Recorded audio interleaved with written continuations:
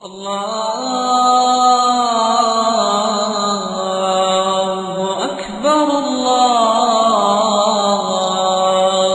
اللہ الرحمن الرحیم۔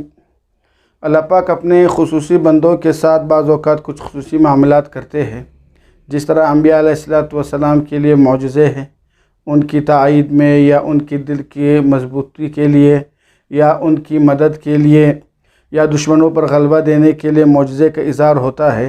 اسی طرح بعض اوقات اللہ پاک کا انبیاء کے علاوہ جو ان کے دوست ہوتے ہیں، جن کو اولیاء اللہ کہتے ہیں، اللہ کے ولی، اللہ کے دوست، ان کے عہد پر بھی ان کے اعزاز کے لیے، ان کے اکرام کے لیے، ان کے شرف کو بڑھانے کے لیے کچھ ایسی چیزیں دکھاتے ہیں اور ان کے عہد پر ایسی چیزیں ظاہر کرتے ہیں جو عام عادت کے خلاف ہوتی ہے، جو دوسرے لوگ نہیں کر سکتے۔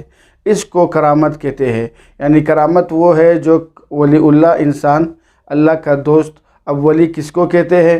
ولی یہ ہے کہ جو اللہ کی اطاعت کرتا ہو، تمام اللہ کے احکامات کو پورا کرتا ہو، اور ساتھ ساتھ جو ہے وہ گناہوں سے اپنے آپ کو بچا رہا ہو، اور اس کے ساتھ شہوات اور خواہشات میں انہماک نہ ہو، یعنی بہت زیادتی اس میں نہ کرتا ہو۔ ایسے شخص کو ولی کہتے ہیں۔ اس کے عہد پر کبھی ایسی چیز ظاہر ہو جاتی ہے جو عام آدمی نہیں کر سکتا، عام آدمی کے بس کی بات وہ نہیں ہوتی۔ جس طرح مسلم خولانی کو آگ میں ڈال دیا گیا، آگ نے نہیں جلائی اس کو۔ حضرت عمر رضی اللہ عنہ نے ایک خط بھیجا دریا نیل کو، اور دریا نیل میں وہ ڈال دیا گیا، پانی اوپر آنے لگا۔ تو اب ایسا کام جو کسی ولی کے عہد پر صادر ہو جائے تو اس کو کرامت کہتے ہیں۔ اب اس کرامت کا ثبوت قرآن سے بھی ہے، صحابہ کی زندگی سے بھی ہے، اور بھی بہت سے اولیاء ہے جس نے کرامت ظاہر کی ہے۔ پہلی بات تو کرامت میں یہ ہے کہ کرامت میں جو کام ہوتا ہے اس میں ولی کا کوئی دخل نہیں ہوتا۔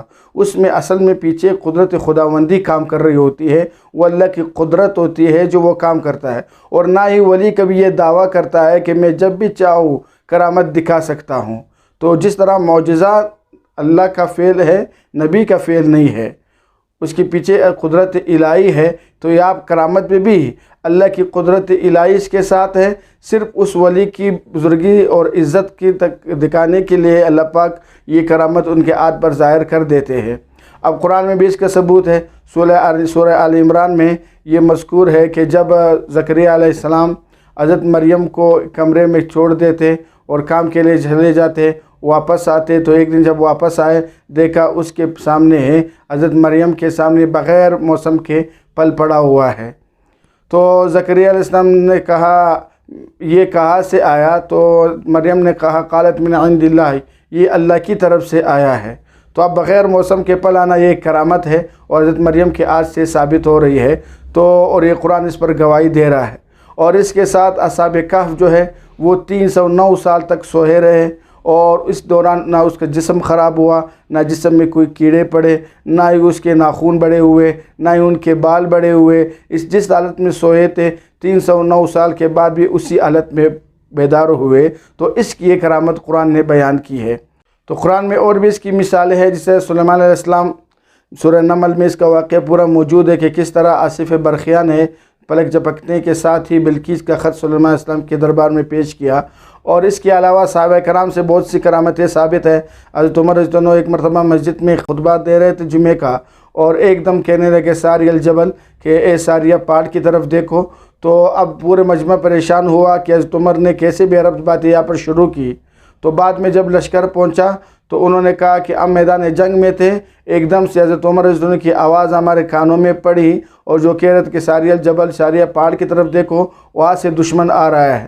تو اب اس زمانے میں بغیر سیٹلائٹ کے، بغیر موبائلوں کے نظام کے حضرت عمر کی بات یمن تک پہنچنا، حضرت عمر رضی اللہ عنہ مدینے میں ہے اور بات پہنچ رہی ہے یمن تک بغیر کسی واسطے کے، بغیر کسی آلے کے، تو یہ حضرت عمر رضی اللہ عنہ کی کرامت تھی۔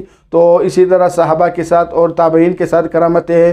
مسلم خولانی کو وہ جب یمن کے بادشاہ نے اس میں آگ میں ڈالنے کی کوشش کی تو وہ ڈال بھی گیا، لیکن ایک بال تک نہ جلا۔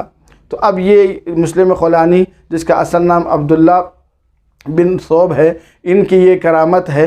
تو اب اس کے علاوہ اور بھی بہت سی کرامتیں اولیاء کی موجود ہے، لیکن کرامت میں ایک شرط یہ ہے کہ وہ مستند ذریعے سے ثابت ہو، واقعی وہ ایسا ثابت ہو کہ وہ اس کے ثبوت میں کوئی شک نہ ہو۔ وہ اس کی سند مضبوط ہو، اور اگر اس کسی کی واقعی کی سند مضبوط نہیں ہے تو وہ قابل اعتماد بھی نہیں ہے۔ اور ایک بات کرامت کی ہے کہ تمام اولیاء سے کرامت کا صادر ہونا لازمی بھی نہیں ہے کہ تمام اولیاء جتنے بھی آئے وہ سارے کرامت دکھائے، اور اگر کرامت نہ دکھائے تو یہ ولی نہیں ہے۔ ولایت کا پیمانہ جو ہے وہ کرامت نہیں ہے، بلکہ وہ اللہ کی اطاعت ہے اور اعمال کی پابندی ہے، یہ ہے ولی کی نشانی۔ اور وہ سینکڑوں ایسے اولیاء گزرے ہیں جس پر سینکڑوں ایسے اولیاء گزرے ہیں پوری زندگی میں ان سے ایک کرامت بھی ثابت نہیں ہوئی، بلکہ بہت سے صحابہ ایسے گزرے ہیں کہ پوری زندگی ان کے ہاتھ سے کوئی کرامت ثابت نہیں ہوئی، اور اب کرامت والے سینکڑوں اولیاء بن جائے اور ایک صحابی کے درجے تک تو نہیں پہنچ سکتے۔